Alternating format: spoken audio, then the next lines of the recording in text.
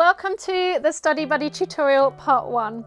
The Study Buddy is a versatile and useful backpack that can be used for all ages. Now, if you haven't checked out all the features and why you'll love this bag sewing pattern, please do check out the intro video, which you can find in the description below, along with a link to everything that I talk about in this video. Now, a couple of things that you might want to think about for the construction of this bag. The padded straps are designed for children size, although they do fit me as an adult. You might want to consider if you want to make them longer. There is a cut line on the template, so you can extend these, but you can also extend the length of the webbing on the longer straps if you want to. Now, when we get to that, I will talk you through extending the strap pattern piece, and hopefully you won't have any issues. If you do, don't forget you can reach out in the Facebook group at any point. The side pockets are created on the fold so that they don't have a seam at the top, but you can also have them with a lining depending on your fabric and the quantity that you have, as well as your aesthetic preference. And I'll also talk you through that too. Now, I always recommend that you watch the tutorial in full before starting, but even if you just watch the section that you need fully before you sew that part, you'll be fine. There are timestamps below this video that allow you to jump ahead to the section that you need, so definitely utilize these if you're only needing specific guidance. All right, that's it. Let's get into the cutting and interfacing for this bag. Now, before we get into cutting out our pattern pieces and what we're going to need to interface and stabilize and everything else, it is worth bearing in mind that you may not want to add too much stabilizer to your front pocket or your top piece, pattern piece 1 and pattern piece 2, because you're going to be adding embellishments on if you're using an add-on pack. That is totally up to you. It does depend on the fabric that you're using. I would definitely recommend that you stabilize if you're using a quilting cotton or a lighter weight canvas. If you're using a heavier weight canvas or waterproof canvas or faux leather or vinyl, it's totally up to you how you interface it and how you want the structure of your bag. You can make it so that it's more of a floppy bag and it's more suitable for traveling because it can be shoved in your suitcase. Then you don't need to have any stabilizer on the majority of the bag. I will talk about certain areas that you will want to definitely have stabilizer to add to the structure, but like I say, the front pieces you may want to leave off if you are adding embellishments with one of the add-on packs. Okay, so once you've printed off the pattern, I am going to go through each of the pieces and tell you which bits you need stabilizer on and any notes to think about when choosing your fabrics and cutting out. So pattern piece 1 is the top front of your bag. Of course, you can choose however you want to do it, but I have chosen a plain fabric and I am using a faux leather or vinyl. I have interfaced this with woven and then I have added my stabilizer, which for this tutorial is going to be foam stabilizer, fusible foam. Then pattern piece 2 is our front of pocket. You're going to want to cut 3 of those. One is going to be in your outer fabric, which again I'm using faux leather, and I have added fusible foam and interfacing, woven interfacing again to the back. For the lining pieces of pattern piece 2, I have cut out 2 and I'm using this waterproof canvas throughout for my lining. I do have a printed version, we'll get onto that in a sec. I'm sort of interspersing throughout, and I have added a foam stabilizer to the back of one. As it is waterproof canvas, I haven't interfaced, but if you're using a cotton, you're going to want to interface and then add your fusible foam to the back. I do have a full class on interfacing and stabilizer. If you're in the 77 Club, you can find that in the Skills Builder section. That is really good to go over in case you need some more information and help on which stabilizers and interfacings to choose. Pattern piece 3 is our front pocket gusset. You're going to want to cut 1 in outer fabric. Again, I am using this navy faux leather, and that is interfaced, and then I've added the foam stabilizer again. Now this is the gusset that goes around the bottom front pocket of the bag. I have then also got it in my waterproof canvas for my lining. Moving on to pattern piece 4, which is the top of back. I have got 1 in my outer faux leather. I have interfaced that with woven, and then I have added a fusible foam stabilizer to the back. Pattern piece 5 is the bottom of back. We only need to cut one of these in our outer, interfaced with woven, and then I have attached fusible foam stabilizer to the back of that. Pattern piece 6 is our front zipper placket. This is the top of the bag, which is nearest to the front of the bag, if that makes sense. And I have got one in outer. I have used this faux leather, and that is interfaced with woven, and again our fusible foam adhered to the back and centered, and have also got one in the waterproof canvas lining. Pattern piece 7 is the bottom back zipper placket. Now there's a little bit to talk about with this because it goes with pattern piece 8 and also pattern piece 9. So let me grab those pieces. The pattern piece 7 bottom zipper placket, bottom back zipper placket, goes towards the back of the bag. So that one that we just had, pattern piece 6, is the front of the bag, and the curved edge slightly curves and is a little bit thicker at the ends is the part which goes towards the front of the bag. This is the back of the bag, and then our handle, which is pattern piece 9, goes at the top here. So as you can see, hopefully, I have chosen to have the plain for the handle and the printed for the other pieces. But obviously you can do whatever you like, but I wanted to show you where those pattern pieces go. Now it's worth noting, you see there's this red line here on this pattern piece 7. That is the handle placement. So that shows you that this piece goes in there and it's sandwiched. Obviously when we get to construct that, I'll explain that a little bit further. So pattern piece 7 has got, again, interfacing and stabilizer, woven because it's outer, woven interfacing and foam stabilizer throughout. Pattern piece 6 we've talked about. Pattern piece 8 again has interfacing and stabilizer as with all the others. Pattern piece 9 does not have stabilizer, but it does have woven interfacing. Now you may see here I have missed off a little bit there. That is because my fabric was really tight for the navy blue on the outer, and that's going to be on the inside. It's going to be totally fine. So if you find you do have a little corner missing, don't stress too much, but obviously if possible you're going to want to create that rectangle. Now pattern piece 10 is our side gusset. Obviously going to have one of these on each side, and we have got one pair in our outer and we have got one pair in our lining. The outer, again, I will interface and have the foam stabilizer. The lining will be interfaced in a non-woven, or if you're using waterproof canvas, you don't need to interface. Pattern piece 11 is our strap connector. You're going to cut two, one left, one right if it is a directional fabric. If it's not, mine kind of is, kind of isn't, it's fine. Then you want to think about direction, but if it's not a directional fabric, totally fine. So two of those with no stabilizer, just with woven interfacing. Now the side bottle pockets, there's something to talk about with these. They are quite a big pattern piece as you open them out. You may be able to tell, but I have used a waterproof canvas. Now luckily when I purchased this faux leather, I purchased it also in the waterproof canvas, the same print. And this is important for this pattern because it can get a little bit bulky on those edges when we get to those seams, especially if you are using one of the add-on packs. So you may want to think about which fabric you use for this pattern piece 12. Like I say, this is a waterproof canvas. You can use a faux leather or vinyl, but you want to make sure it is of the thinner variety, and especially think about what your choice is going to be depending on your machine. If you want to, you can cut this piece in half. So obviously this is cut on the fold as I have done here, but what you could do is you could add on 1 centimetre or 3/8 of an inch to that top part, and then you would just cut two, one front and back. You're going to then place them together. Imagine that that is two pieces with the extra seam allowance along the top.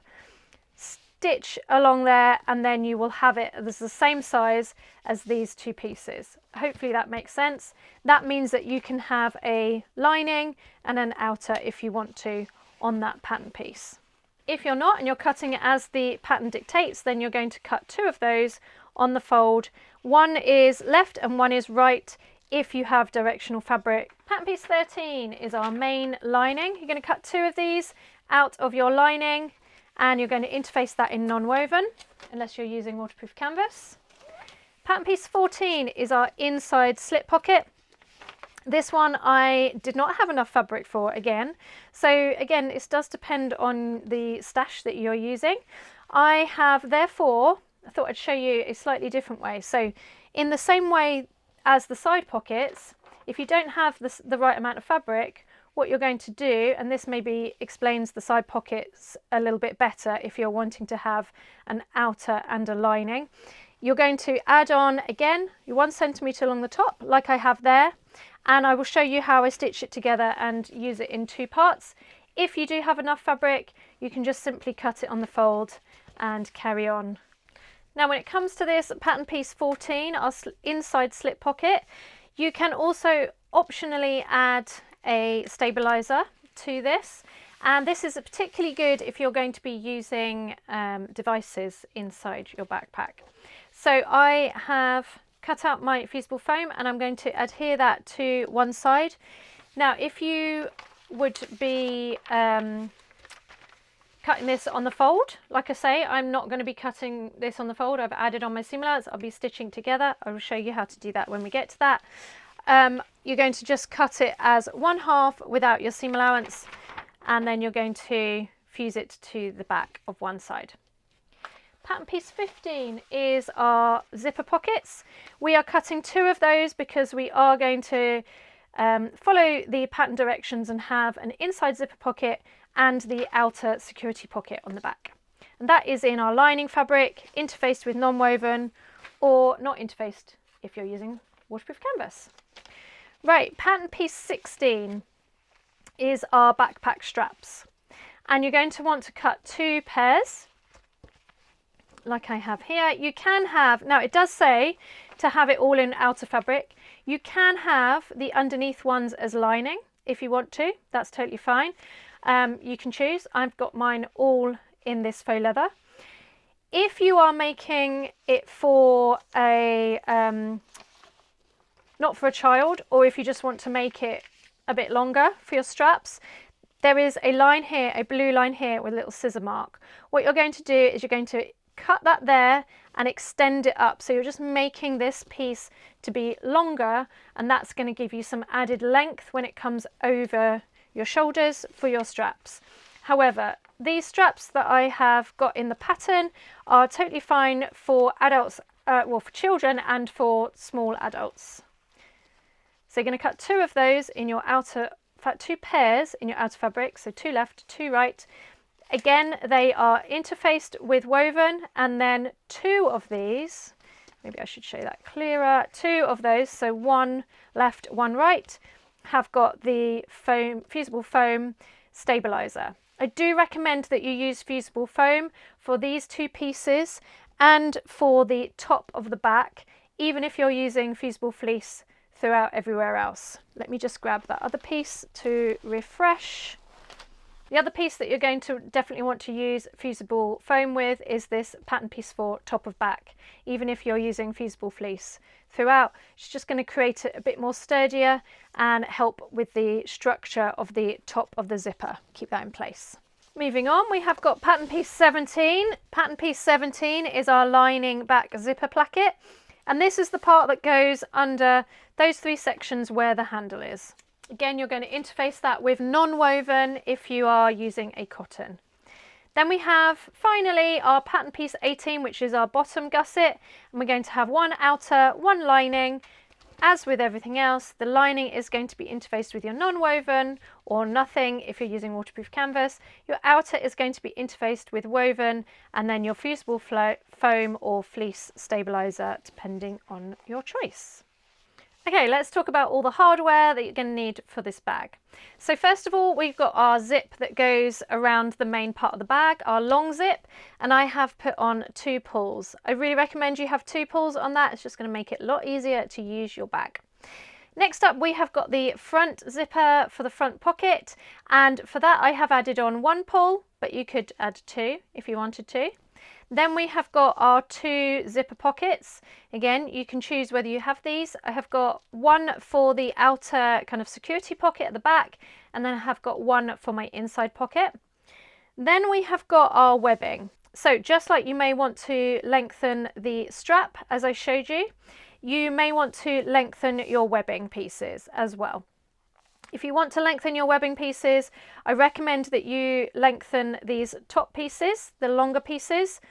As I say, can totally use this on myself, and this is going to be for myself, so totally up to you whether you want to lengthen, and then you can always cut them off if you want to, but I just wanted to add that as a note. Also, you're going to want to have 2 rucksack buckles. Now, it's really important that you have rucksack ones because they have these kind of little grooves, these teeth, and that is going to stop everything sliding up and down when you use your bag. And ultimately, keep the bag on your back, of course. You're also going to need 2 small pieces of elastic, and this is for your side pockets. These ones are 3/4 of an inch or 2 centimeters wide. I do recommend that you use this width of elastic, but you could use 1 inch if you wanted to, or 2.5 centimeters. You could even get away with fold over elastic if you wanted to, which is slightly thinner, but just bear in mind that you're going to have a lot of wear and tear with the bottles going inside and out, so you may want to choose a slightly sturdier elastic for this. You're also going to want to have bias binding to go around the main 2 parts of your bag on the inside. This one that I am using is adhesive Hexatex, I think it's called. I will pop a link in the description to the places that you can get it from here in the UK, or also in the US as well. Of course, along with all of these, you're also going to want, or you're going to be seeing me use, double-sided sewing tape. Absolute game changer. I never do a bag without it. I'm also going to be using rivets for my straps, and I'm going to be using rulers and scissors and clips, all the usual supplies. I am using a Janome HD9 for sewing up this bag. Like I mentioned before, you may want to adjust the fabrics that you're using according to your sewing machine. Okay, so to start off, if you're using an add-on pack, you're going to want to do all of the embellishments for the top half of the front of your bag and the embellishments on the pocket. I do have a video for each of the add-on packs. You can find those in the description if you want to follow along for the embellishments for each of those.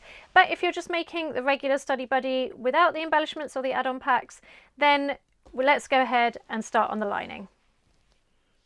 Okay, so we're going to start off with making the inside zip pocket, and I have got the pattern piece 13, which is our main lining, and pattern piece 15, which is our zipper pocket. And we're going to make sure that we have got the top correctly. So the top is the slightly thinner part of the lining, the main lining, and we're going to lay them right sides together. And our zipper pocket is going to be 6 centimeters or 2 3/8 of an inch down from that top edge.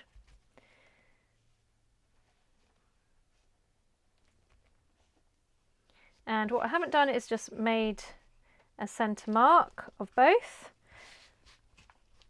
I'm just going to do a finger press to find the middle.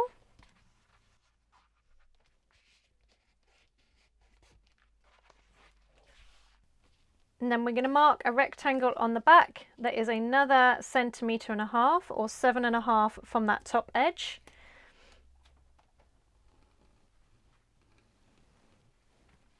Mark that line, and then I'm just going to use this zipper overlay just to mark that out. And we want it to be 17 centimeters long, and it's going to be 1 centimeter high.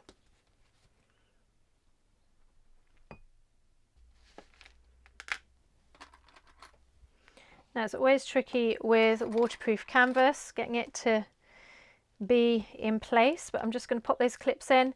I'm going to take it over to the machine and I'm going to stitch all the way around that rectangle. When we get to the ends, I'm going to use a smaller stitch length of around 1.5 to get around those corners really nice and crisply.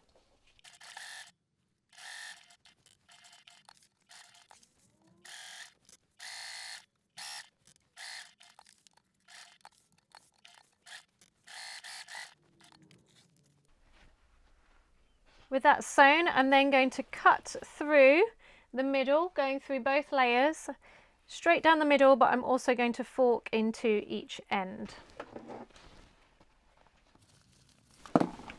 Not the best scissors.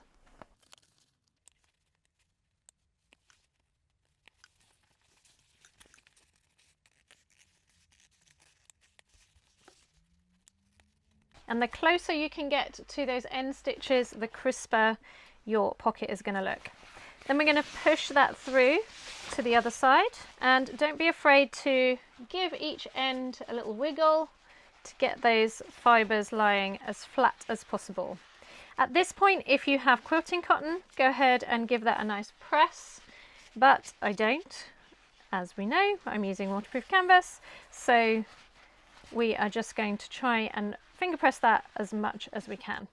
Then we're going to grab our trusty double-sided tape and I'm going to place that along both edges of one of my shorter zips. Remember to only use quilters or sewing double-sided tape. I find the wash away one is not as sticky as the kind of regular sewing double-sided tape, if you can call it regular. I get mine from Me Made Makes, and I'll pop a link to Deb's shop in the description as well. And then we're going to place the hole that we stitched just before, trying to get that zipper pull to lay in the middle. We're going to place that zipper hole over the top with even amount on each side. Now I am rolling that seam to get it to lie on the fold as crisp as possible, and I'm using the zipper tape kind of weave to see where to lie it in as straight away as possible, in straight a line as possible. This bit can be a little bit fiddly, but once you have got it lying correctly, it will make a really nice finish. So it's worth taking your time. Okay, so when you've got that all laying nice and flat, we're going to take that over to the machine and we're going to stitch all the way around, going through all those layers to keep that zipper in place.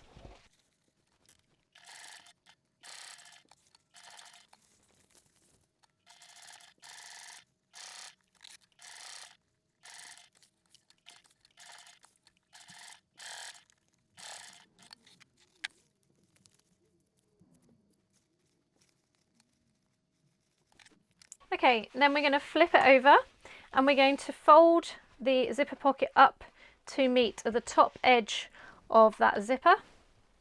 We're going to pop some clips in place. I'm going to flip it over to the front and just fold that out the way, pop some more clips in along the sides.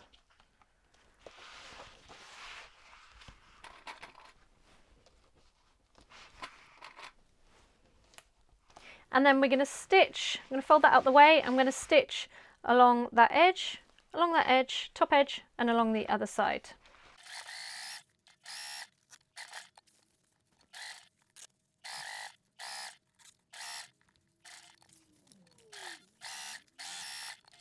All right, now we are going to pop that to one side. I'm going to grab my slip pocket, inside slip pocket, which is a pattern piece 14. And remember, this is the one I have added in a seam along the top. If you have managed to cut yours out in one piece and you've got it folded, then you're going to want to skip this bit, but I'm just going to place them right sides together and I'm going to stitch along that top edge.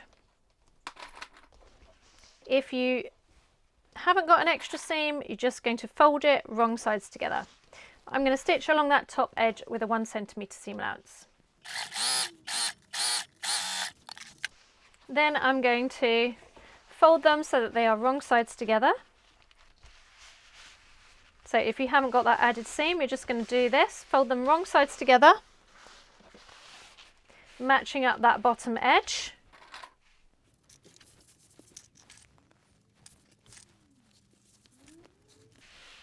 And I'm going to top stitch along that top edge around 1/8 of an inch from the edge, or a couple of millimeters. And I'm doing a slightly longer stitch of around 3.5.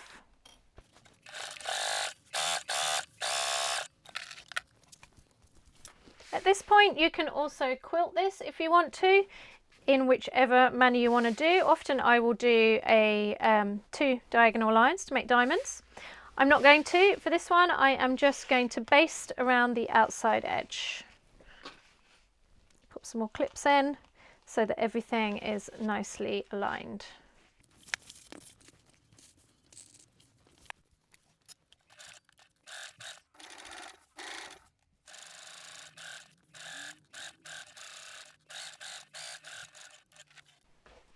I'm going to lay this slip pocket over the top of the zipper pocket that we did in our lining just before, and I'm going to clip all around the edge. We're lining up that bottom edge of both pieces, and we're making sure that we're as even as we can to that top edge. I've been really liking these kind of hair clips for these steps because they make it lie really nice and flat. As a side note.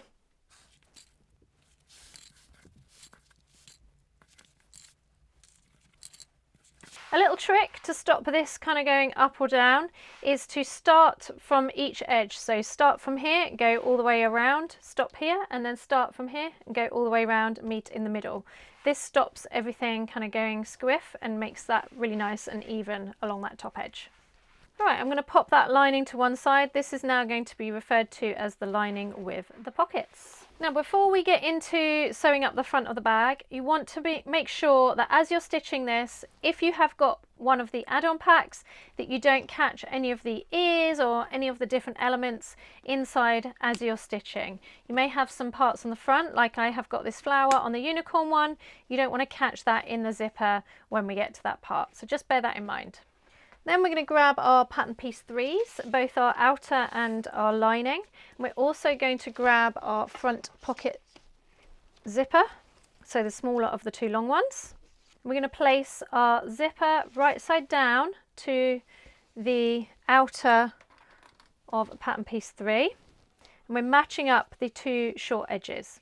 Now you may have noticed with my zips that I like to feed the teeth in along that open end. And to do that, I just kind of feed each tooth in to match so it looks like the zipper is closed. Don't worry if you can't do that. It's totally fine if you don't. You just do get a slightly nicer finish on that end. I'm going to baste that about 1/2 centimetre or just under 1/4 of an inch from each end. Then I'm going to grab my lining. I'm going to place that on top of the back of the zipper, again matching up those short ends, and the lining is right side down to the back of the zip. And then I'm going to stitch that with a 1 centimetre or 3/8 of a seam allowance, 3/8 of an inch seam allowance on both ends.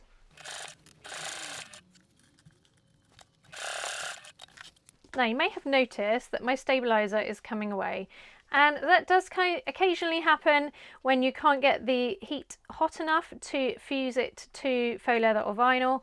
Don't worry too much if you have the same thing. You can either spray baste it in place if you have a bit coming up, or you can just leave it, as long as you bear in mind that it is a little bit kind of wibbly wobbly. It will be fine, it will stay in place as long as some of it is basted, and ultimately it is going to be sandwiched between the layers, so it's fine. But if it is worrying you, you can either fabric glue or spray baste it in place.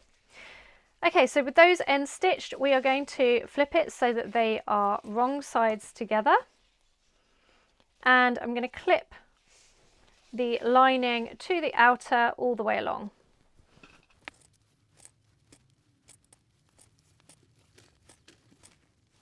Then I'm going to baste along each long edge all the way around, and I'm going to top stitch along the short edges.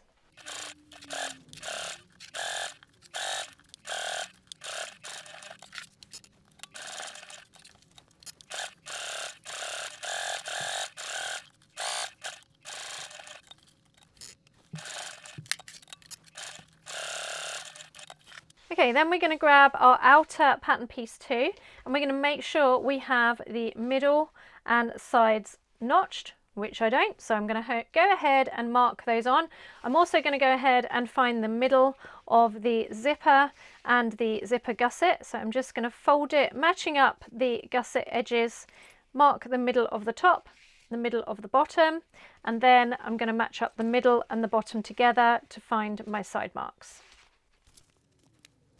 On the pattern piece, you've also got the notch mark here, which is the start of the zipper.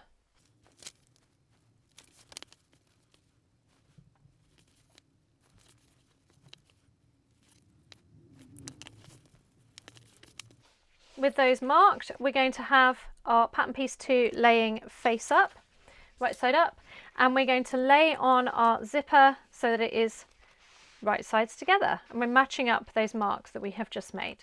Now, it's worth noting, if you have a preference for which way your zipper opens, you want to be thinking about how your zipper is laying at this point. I'm also going to be using our ever faithful double-sided tape.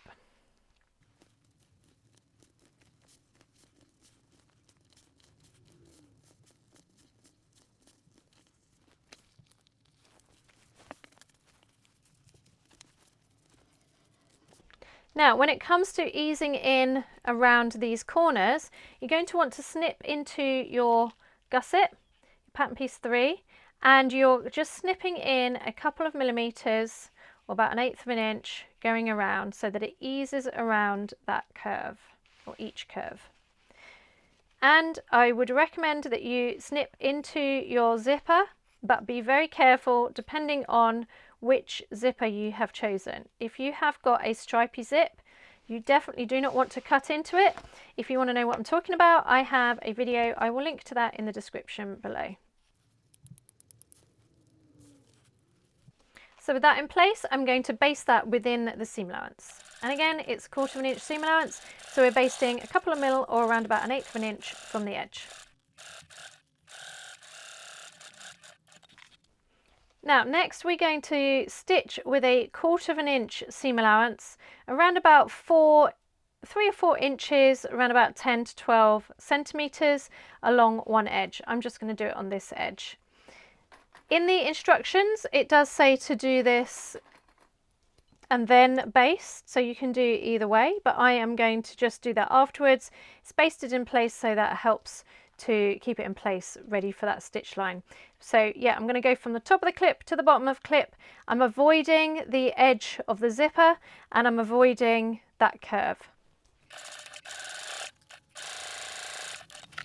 Next, we're going to grab one of our pattern piece 2 linings, and this is the lining without the stabilizer on the back. And again, we're going to make sure we've got our markings. So I've got my middle markings, and we want to make sure we've got those side markings. I'm going to mark on where the zipper notch is.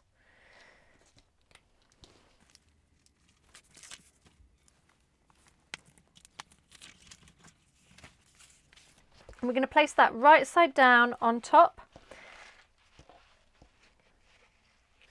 finding the middle mark, matching up the middle, side and top marks.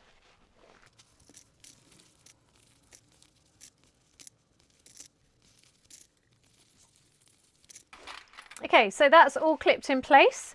Now you may notice there are no clips here, and that is either side of that 1/4 of an inch seam allowance line that we have just stitched.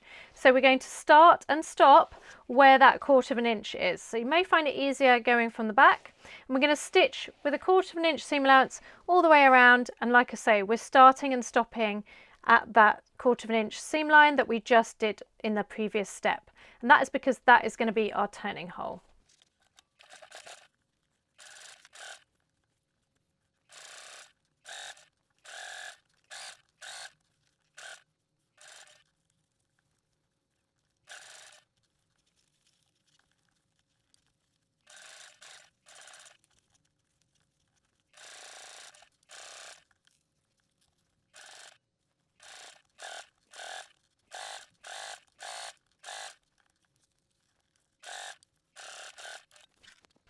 Okay, with that stitched, we're going to snip on the corners to help when we turn the bag through. You can also just use small snips and cut little triangles as well, of course.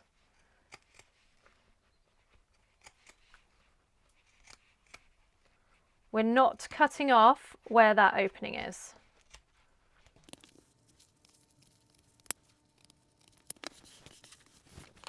Okay, then I'm going to reach through that hole. I'm going to turn the whole thing the right way out.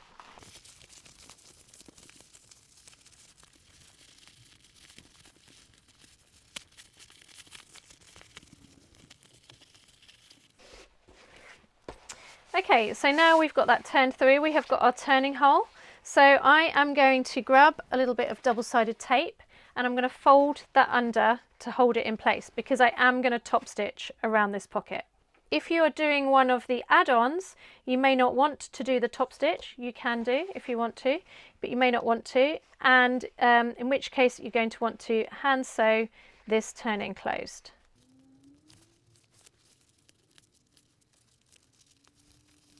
With that double-sided tape in place, the top stitching should catch that to keep it closed. So now I'm going to top stitch.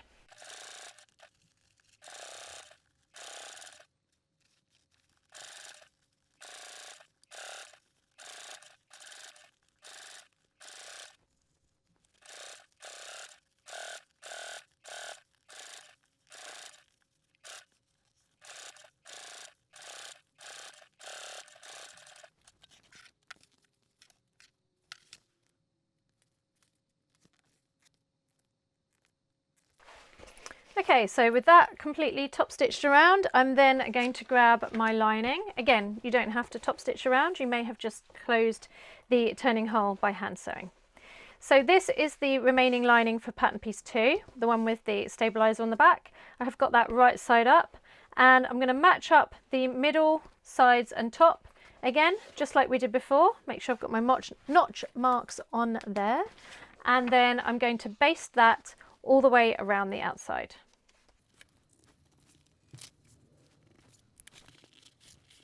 And again, I'm going to snip into the corners of the gusset to help it go around that edge, that curve.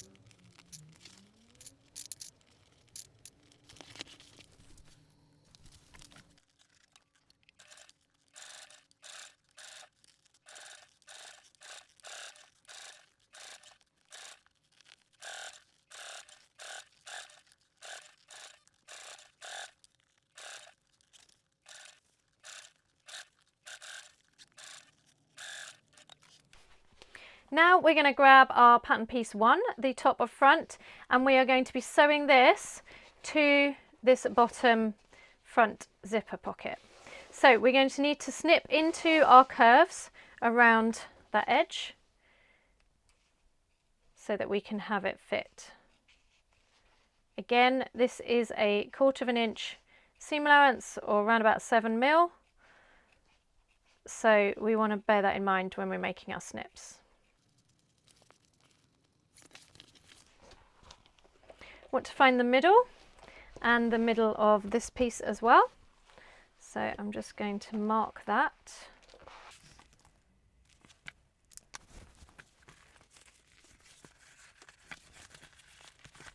I'm going to tuck that other side of the zipper pocket in to keep it out of the way and clip to fit it all the way around.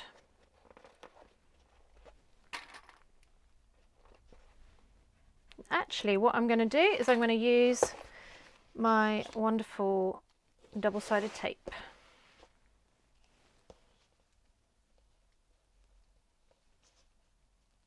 I'm going to put it on the other side. Because I've made those snips in there, I'm going to put it on this side so that then it's not going to affect those snip marks.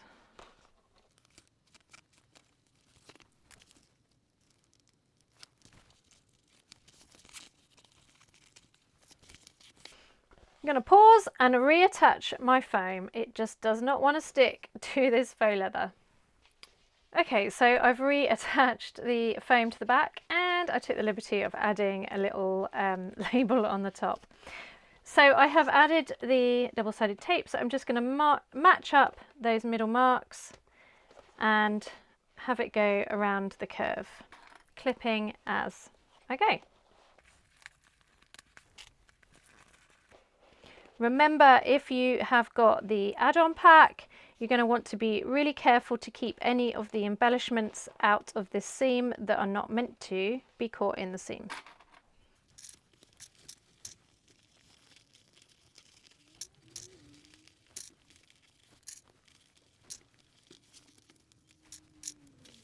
Now we're going to stitch that together, and it is a 1/4 inch seam allowance, or around about 7mm seam allowance. I'm going to just make sure that that front pocket is tucked really nicely out of the way. And it's important that we start and stop 1 centimetre from the edge. So for me, because I have got my stabiliser there, it's quite easy to see, but you could make a mark beforehand if you want to.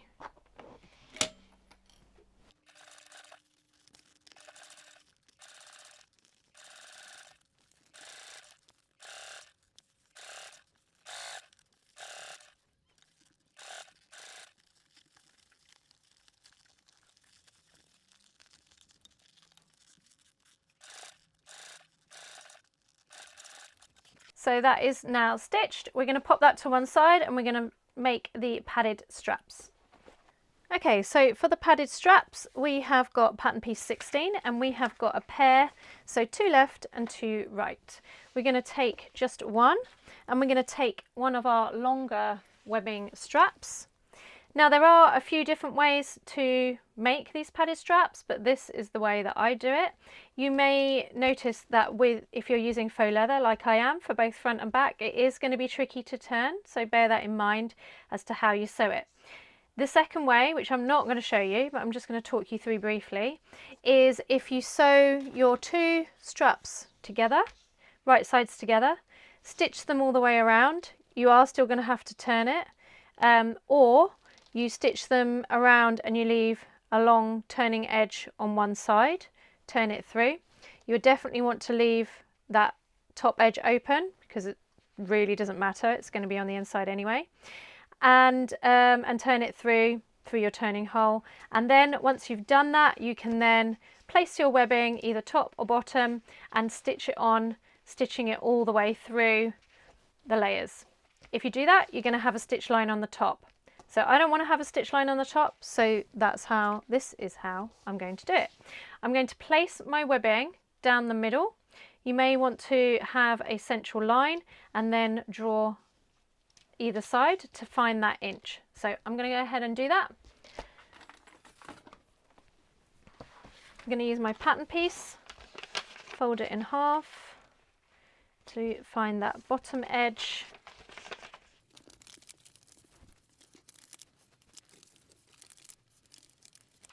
Okay, that bit's a bit wonky, but it's okay. And then I'm going to just use my ruler to mark 1/2 inch each side, because we have got 1 inch webbing. That then gives me a guide, and I'm going to stitch this down through the stabilizer and the vinyl, stitch it along that top short edge all the way down. When it gets to the bottom here, I'm going to pivot just before that bottom edge and stitch all the way up to the top again. And when I pivot at the bottom, I am stopping around about 1 inch from the bottom.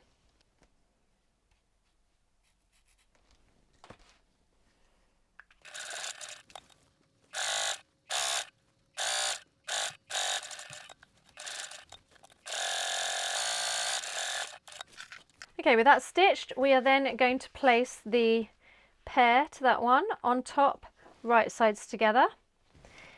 And I'm going to clip all the way around the outside. Okay, so now we're going to stitch along these two edges, but we're going to start and stop either side of this webbing at the bottom. So we're leaving a hole at the bottom and we're leaving that top completely open.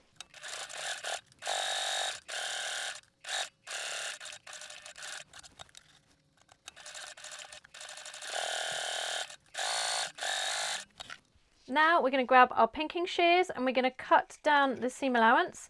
If you don't have pinking shears, that's totally fine. You can just snip into it, little triangles to go around the curves.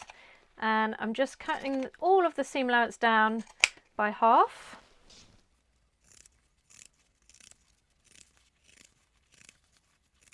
And it's important to note that you don't cut down the seam allowance at that top end.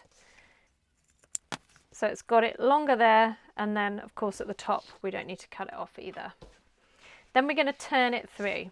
Now this is tricky with faux leather, like I say, but what you can do is feed in through that hole, and then that will help because we can push that inside a little bit, get it started, and then we can reach through, hopefully find the webbing, and that will help us turn the strap.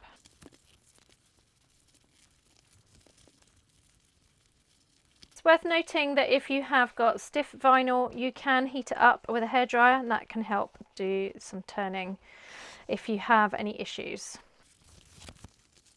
There we go. Give the sides a little wiggle and push those corners out at the bottom. And then we want to turn that seam allowance under by the webbing end.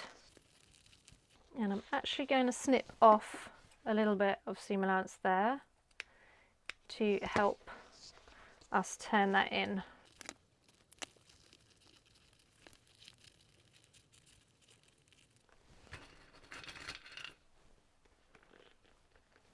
Then I'm going to go over to the sewing machine and I'm going to top stitch all the way around, still again leaving that top edge open. You can baste along that top edge to keep that closed as well though.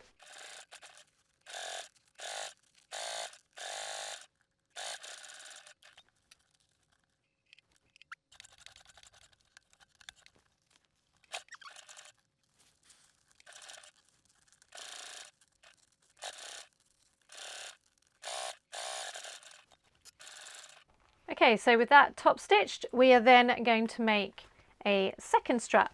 So you've got your two straps and they are ready to go. We're going to pop those to one side and we're going to work on the bottom strap connectors. And that is pattern piece 11. So with pattern piece 11 right side up and the longer edge of the triangle on your right, we're then going to place our small webbing strap inside and fold it, the triangle right sides together. I'm going to pop a little clip in there, and we want to have 3 centimeters or 1 3/16 of an inch overhanging there, and then we're going to stitch along that edge once again with a 1 centimeter or 3/8 of an inch seam allowance. And this webbing needs to be really butted up against that fold, so just make sure that it is right against that top edge. Then we're going to turn it the right way out.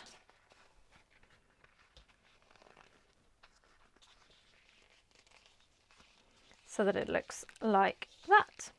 I'm going to snip off that corner of the seam allowance and I'm going to top stitch along these two edges and I'm going to baste along this edge that's open to keep it together.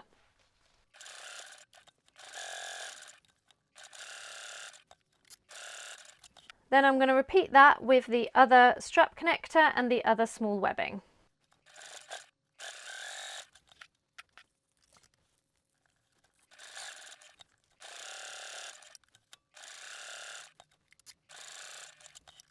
So now that both have been completed, that top edge is where the seam is. The fold goes towards the inside of the bag, if that makes sense.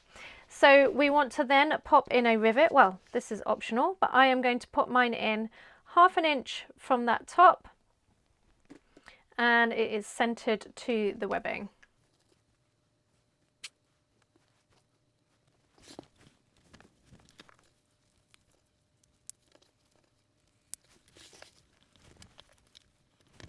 And I think while I'm here, I'm going to add in a little rivet at the bottom of the straps just for an added little bit of bling.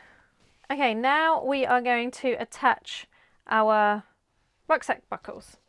So we want to pop them through that the middle strip of the buckle and back onto itself. And then we're going to have around about an inch overhang. Just going to clip that in place. And hopefully you can see, so this is my left one, this is my right one, and I have got that pointy bit is facing the bottom.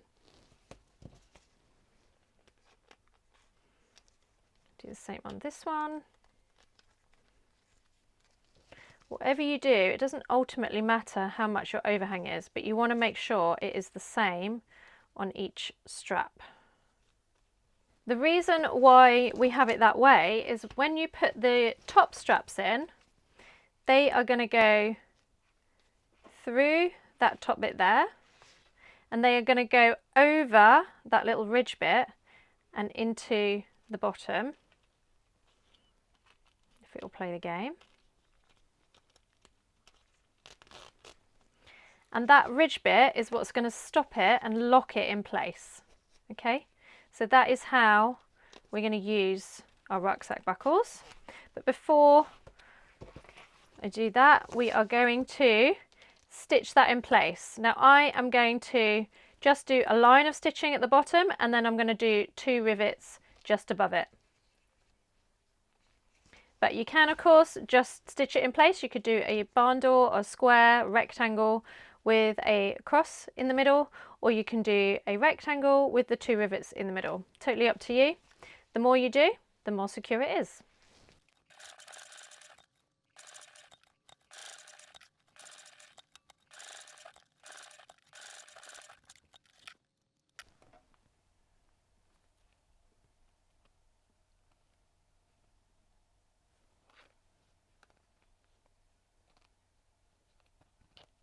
Okay, so with our buckles secured, we're going to grab our straps.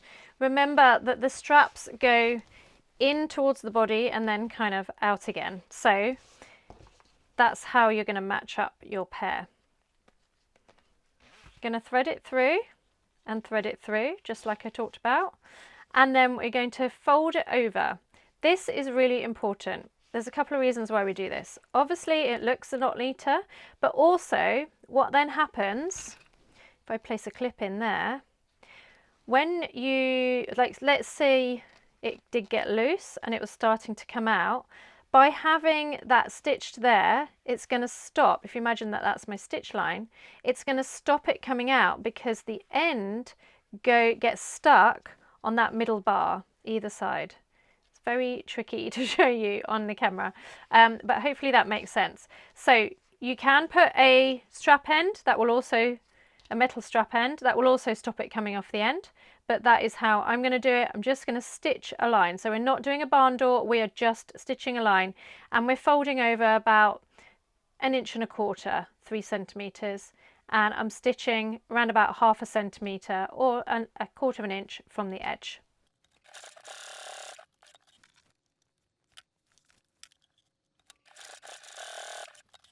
All right, our straps are done. We're going to pop them to one side, and I think round about now is a great time for a cuppa and maybe a chocolate biscuit or 2, depending on what you fancy.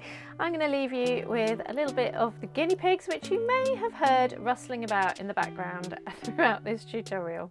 I hope you are enjoying sewing this bag. To watch part 2, click on the screen or find it in the membership area of the 77 Club, and I'll see you there.